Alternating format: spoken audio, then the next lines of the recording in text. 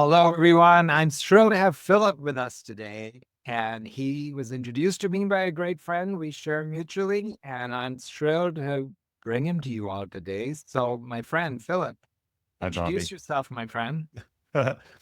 Thanks for allowing me to be here with you. I love this question. Introduce myself. Which version? Which version of myself? So let's see the version. I'm being playful on purpose here, which is the core framing that I enjoy coming from. And so let's go with that for a moment. Yeah, so I'm someone who backed into, let's call it the people side of business, right? Software engineer, principal program manager once upon a time, all that, whatever people mean when they hear that. And what I love about that journey is coming from this tech world, realizing when you're in a leadership role for the very first time, you have no idea what you're doing because no one really taught you how to do this. I thought I was just getting really good at being a software architect, and then surprise, now you're leading people. And but what that catalyzed in me, which I didn't know at the time, was just this passion for our what I like to playfully call our peopliness, or so peoply. And I fell in love with it, to use that word, to use the love word. I became fascinated by it. But having a software engineering background, I also looked at, oh, humans are patterns, right? So it's just like this connection. And then finding a way to actually articulate that it actually makes sense to myself and makes sense to others. And so I'll introduce myself today as this late to the games in life, maybe, perhaps, whatever that means, person that fell in love with our humanness from a techie background.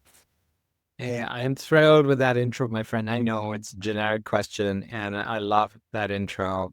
The way I'm getting to know you is you're holding up a flag for us humans in this Yeah. age of AI and all the hype about everything. Is I don't think we're getting extinct tomorrow or Yeah. anytime too soon. So, Yeah. yeah, more power to you. And I will actually, the piece you just shared about engineering with people. It's so fantastic to have folks like you and live that life as well. Haven't been an engineer, but I've worked with a lot of software engineers. I get very excited when their binary mind, your binary mind, if I generalize it of zeros and ones, Yeah. uh, expands to their curiosity of what's possible with the innovation of software. And then when they connect that with the human aspect, it's so rich, Magical. very objective, but at the same time, that word love, I think, is becoming more acceptable. I often say we are all, I think, in environments where the F bomb is thrown very easily. Nobody thinks twice about that. But, ooh, wow, you bring up that other four letter word, love, and time out. This is work. This is not about love. And I'm going to riff a moment again and say that a shout out to Rod Sisodia, one of the founders of conscious capitalism, in his keynote many years ago in for conscious capitalism movement. His whole keynote was about love, that the purpose of business is love. And I do feel that this focus on respect for me is very much about that, but with great pragmatism and how it takes courage and hard work to really have environments of respect. Oh, I know yeah. I've teed you up a little bit, but my definition, a little bit of my definition. But let's get to that first question, Philip. How do you define respect in the workplace? Yeah.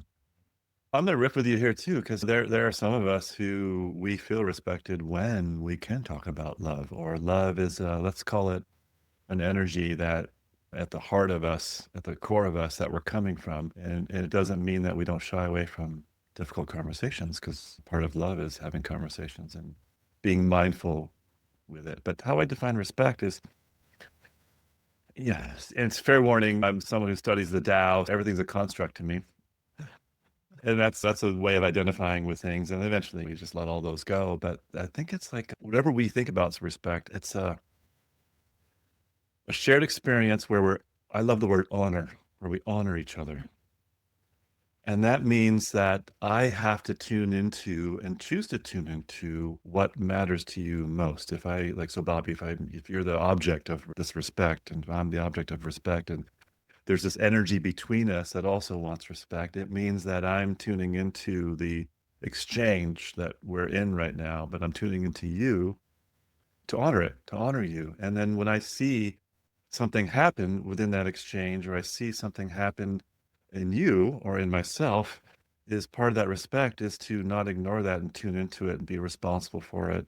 And to use the love word again and love it into awareness so that we're both honored. So I don't ignore you. I don't dismiss you. I don't dismiss myself. I don't ignore myself. I don't ignore or dismiss this exchange between us, this energy between us. And so that's how I define respect, is you're tuning into this exchange and the other person and all the parties in it. There's two of us, and there's in systems coaching, we'd say there's a third person here. What's the energy between us? And so you Yeah.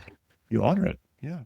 Yeah. Yeah. Absolutely. I like the term co-creating, right? If I take the time to slow down and really listen to you and turn off my agenda and feel heard by you as well, then we co-create together. Very powerful. We were talking about Enneagram earlier and love your perspective on it, because here's mine. I think it's a very powerful tool, and I'm excited about how it is making its way into the corporate space. I feel it's been shunned off as a rule too complex and just too maybe spiritual. But I'm very excited that you're bringing it in to your corporate work. Say a bit about that, and then, of course, Yeah. how it relates to respect, because I think it's a very rich framework. Yeah. It is. And I think we're, in a lot of ways, we're both pragmatists, and meaning it's making the language of something. So we define something, but turning that language into something that I like to say my everyday human, your everyday human, the everyday human can actually use and make sense of and put it into action, like a practical nature or pragmatism to it. So when I'm working with the Enneagram, and there's a core energy in the Enneagram, because we're humans and we like to label things, we need to know, we need to understand, oh, that's a tree. Yes, we're talking about a tree. So the type 3 pattern in the Enneagram, that's where respect is really sensitive and really lives. But all of the energies in that system have their way of understanding and wanting respect, each in their own way. So what I love about the Enneagram is because this is goes back now to my software engineering, it's a pattern recognition system. So the geek inside of me, the very nerded person inside of me, loves this, because now all of a sudden I have something that can help me make sense of the patterns of humans. I'm like, oh, that's cool. And then recognizing humans don't defy what physicists and biologists have discovered and told us is, yeah, we're a pattern also. We're part of some system. And there's some of us that like to think we're beyond that, which happens to be a pattern. So I love the Enneagram from the respect point of view to say, when I know these patterns, these thinking patterns, these feeling patterns, these action patterns, now I have a way of understanding what respect means to each of those patterns. And then if I want to be responsible with it, speak that person's language. When I work with teams and corporations, one of the first things I tell them is, you're going to have a number, you're going to have a label. Okay, that's just so that we know what we're talking about. But I want you to quickly let go of the number and let go of the label, and then come to how it manifests in your life. What's the feeling patterns that show up? What are the thinking patterns that show up? What are the action patterns that show up? And how do you want to honor that? And with that awareness, now all of a sudden you can honor each other. It's, oh, I'm in a room and this is your core pattern. Why don't I learn how to speak that language so that when we're interfacing, when we're exchanging, when we're trying to align on something, I know what's really driving your internal motivation. And to me, that's how we can respect each other as individuals, as teams, as systems, is to intentionally explore our own language, thinking, feeling, action patterns, and then the language of others. Yeah. So that's why I like the Enneagram, just from a practical point of view. And then using it with teams to say, what do I do when? Yeah. And this is what you can do when. Yeah, excellent. All right, let's get to our second question I always ask guests is, how do you know when respect is present in the workplace? It goes to what came to the top of my mind when you asked me that is, there's a feeling. I think it always starts with a feeling of, and I'll use the word honor again. Do I feel honored here? Do I feel listened to? There's 3 A words that I love. And we all needed these when we were young. We didn't get them enough. But so I think you feel respect when these energies show up, and that's allowed. So am I allowing Bobby just to be Bobby? There's no requirement. So it's just, you get to, and then accepting. And then, so allowing, accepting, and appreciating. That's that third one, appreciating, is now all of a sudden I can say, oh, I am learning there's a shared wisdom that I didn't know, and I can appreciate this wisdom that Bobby's bringing because I don't hold the wisdom. We hold the wisdom. So to me, that's how you know respect is showing up is we allow and accept and appreciate. That I hope you trademark that one. AAA, watch out. Phillip Cave with 3 A's. Love it. No, very simple, very true. The other thing I'm sensing in this conversation with you, Philip, is I think we also share this thing about we live in such a attention deficit world, especially in the software industry or tech industry in general, that I believe more executives, more leaders are seeing the benefits and true, I'll call it ROI of pausing and creating spaciousness. It's one of the letters in my respect quotient is not everything needs to be an elevator pitch and done in 45 seconds or enough whatever number of characters is on Twitter or X.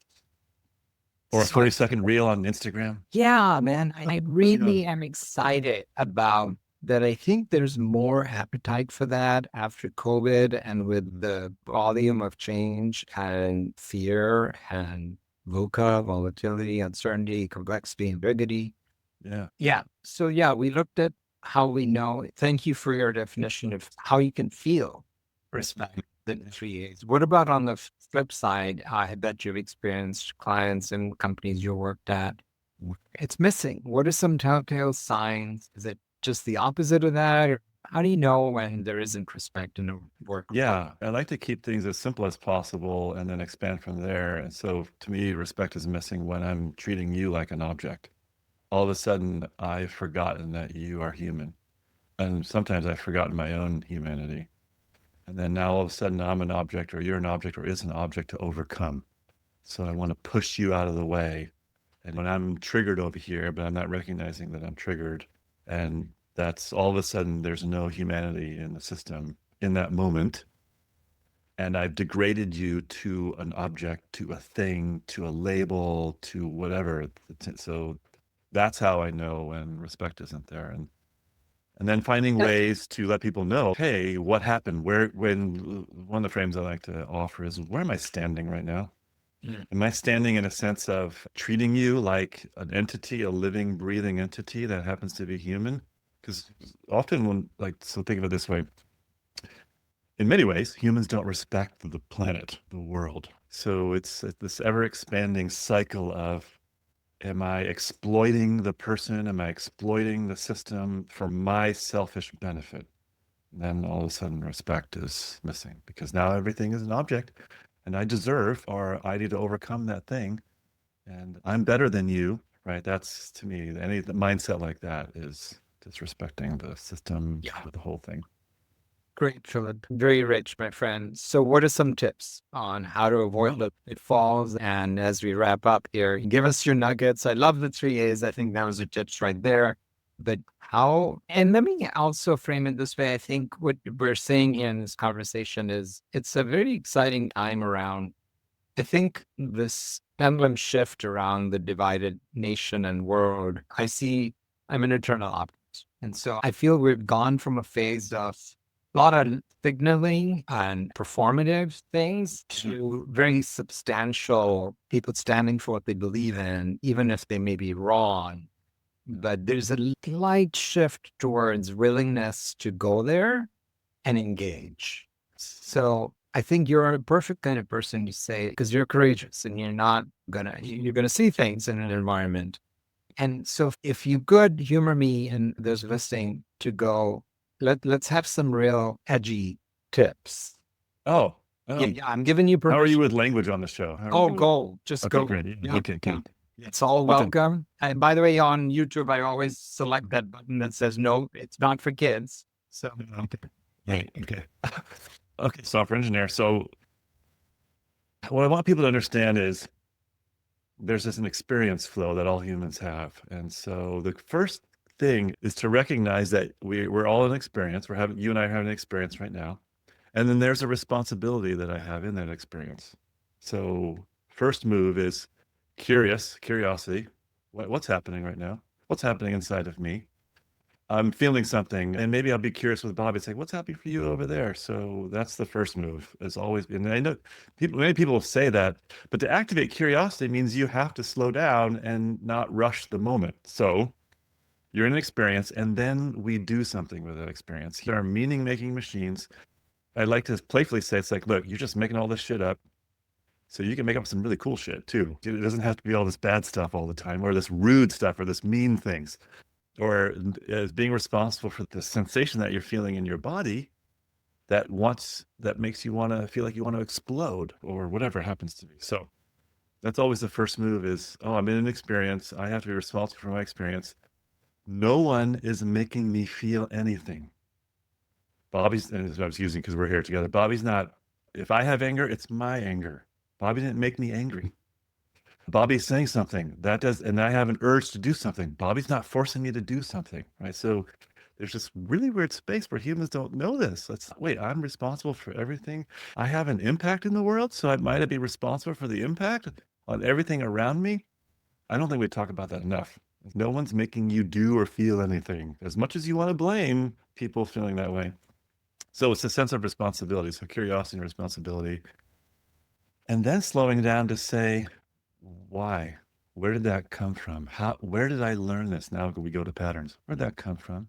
And it may mean you have to sit with some pretty painful experiences. I'm not going to go into those now, but it's been part of my journey of, oh, I had this experience when I was 4 with my stepfather, and it taught me this belief that I didn't know that I learned. And all of a sudden, I've been acting out this belief my whole life, and I've never even questioned it. And it had this impact in that relationship and that relationship. What if I let that belief go? What if I learned a new way with that belief? So it's this never making ourselves wrong, but having this sense of compassion, but responsibility to say, and so I literally said this to myself, I was like, shit, I don't want to behave that way anymore. I reached out to some people in my life. I'm so sorry you experienced that version of me.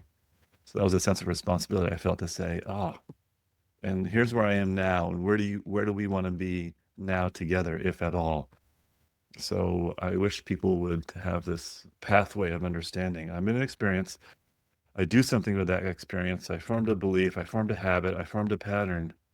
Might I be curious about that pattern and use the best version of that pattern in service to our collective good, in service to our community and to our humanity?